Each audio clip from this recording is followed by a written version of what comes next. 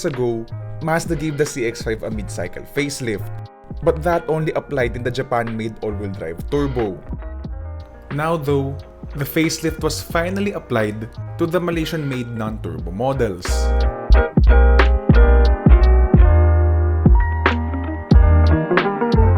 So about 2 years ago, the CX-5 was facelifted for the global market, and as a reminder, here's what's changed in the facelifted version of the Mazda CX-5. So what you got was a redesigned front grille, a new front bumper, along with new LED headlights, which by the way in the Philippine market are standard with the swiveling adaptive front lighting system. The side profiles unchanged with the facelift, but on all the variants you get new alloy wheel designs. So the 2-liter front-wheel drive gets 17-inch wheels, and then here in the 2.5 all-wheel drive you get these 19-inch two-tone alloy wheels, and then with the all-wheel drive turbo you get 19-inch multi-spoke wheels with a bright silver finish. And then also worth mentioning as well, the all-wheel drive turbo gets body-colored cladding as opposed to this model's matte black body cladding. And then finally at the back you get new LED taillights along with a new tailgate to, of course, match the new LED taillights. So that's a good thing for us to get inside the CX-5 to see what makes this car still relevant in the 2024 model year.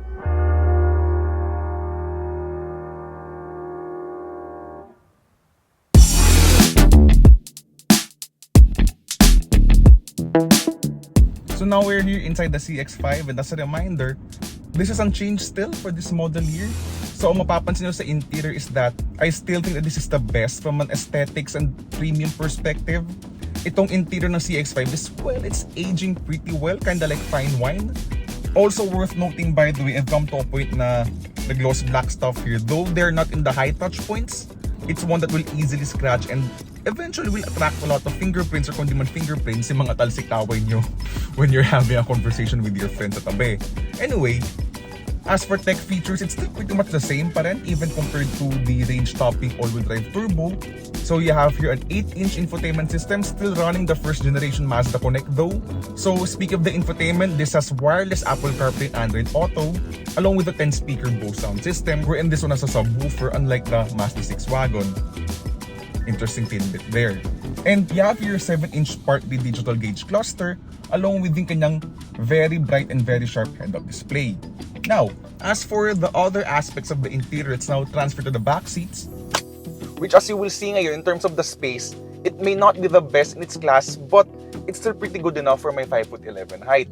So, legroom is this much. So, not the best compared to the CR-V, the RAV4, or the Subaru Forester, but in terms of headroom though, that's really generous, especially considering the somewhat sloped roofline.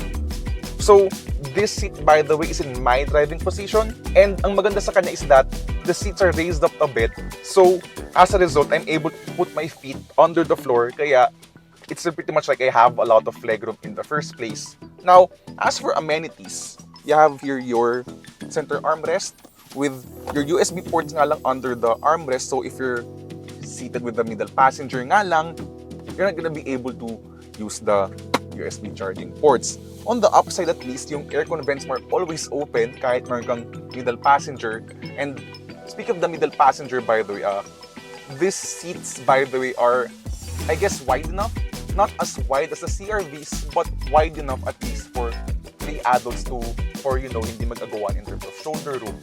Again, not the best in terms of space, but good enough for most Filipinos. Then, that's the same case with the trunk, by the way. So again, not the best in class numbers, but again, just enough for most Filipinos use, unless you really want the best overall space as what you would find in, for example, the Honda CR-V Hybrid or the Toyota RAV4 Hybrid.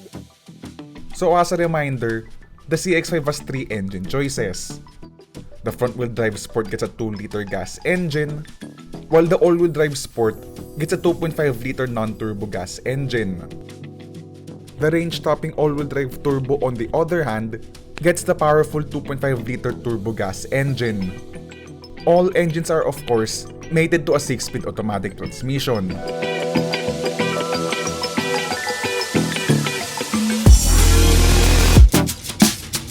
So, as for the driving experience of the Mazda CX-5, well, as mentioned, na-drive ko na kasi yung all-wheel drive turbo version. So, as expected, compared to that car, it feels pretty much the same.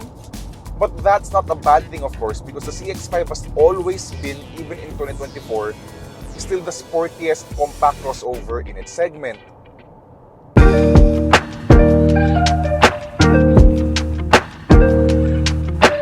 Pero kasi, as mentioned in my CX-5 all-wheel drive turbo review, Mazda kasi has been going to this more premium direction. So as a result of that, this car is very comfortable. Actually, it's come to a point na the CX-5 has become a great all-rounder in a sense na it's both sporty and comfortable on long drives.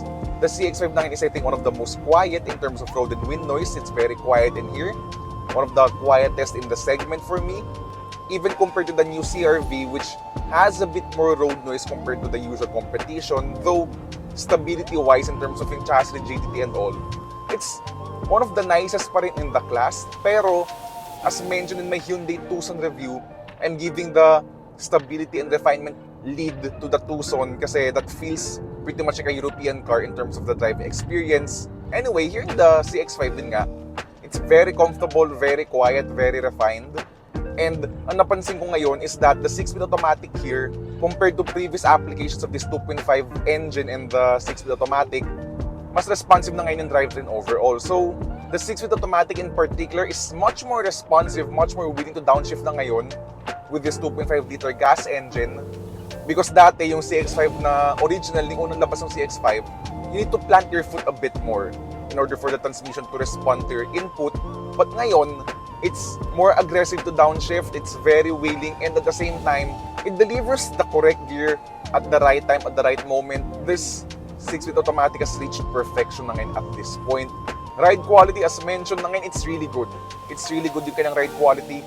So it deals really well with bumps, and at the same time, it still deals pretty well with body roll whenever you're gonna go through corners, as you're gonna see later sa ating twisted road driving. Now that we're here on the highway pa rin, let's talk about fuel economy.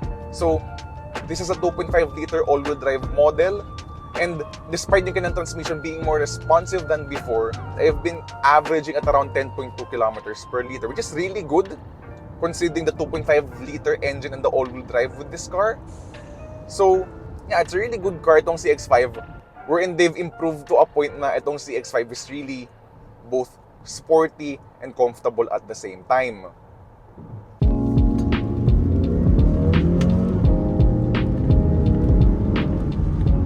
So now that we're here in a set of twisted roads, how does the CX-5 2.5 non-turbo all-wheel drive perform? So again, just like the turbocharged CX-5, this still pretty much feels the same. Again, the steering is less eager to turn on center, so kind of on-center feel, which means that it's more stable on the highway. You don't need to do a lot of steering corrections as a result. So basically, in terms of agility, it's a bit less compared to past Mazdas. But as we're gonna enter through a bit of twisties ngayon, as you're gonna see, the CX-5 still handles corners beautifully. The steering in terms of directness, it's very direct pa rin. Body roll is well controlled actually, even if the suspension's a bit softer now. Oh, that's really good. I like the 2.5 engine in this car as well. Even when using the paddle shifters, it's really good. It really responds to your input, and it won't even upshift if you let the rev limiter dance, no? So yan, more corners.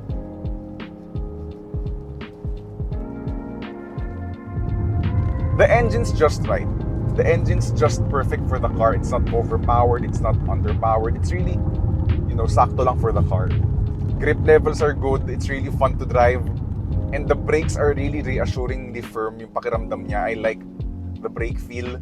Really good crossover SUV at this point. And let's talk about the driver assistance tech that's fitted to this car. So as standard, all variants get blind spot warning with rear cross traffic alert along with the 360-degree camera system.